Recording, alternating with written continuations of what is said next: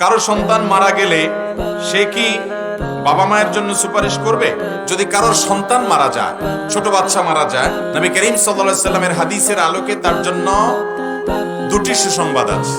কয়টি সুসংবাদ? দুটি সুসংবাদ আছে।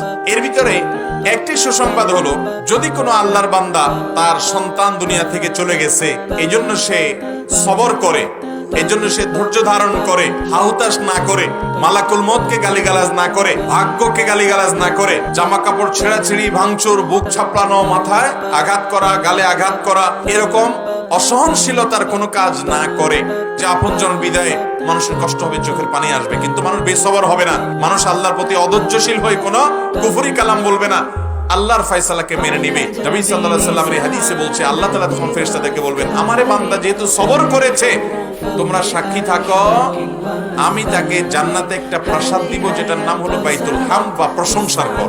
যেহেতু সে আমার প্রশংসা করেছে, তাকে আমি এরকম একটা মর্যাদা দিব, যে মর্যাদাটার নামই দেওয়া হবে প্রশংসার প্রাসাদ।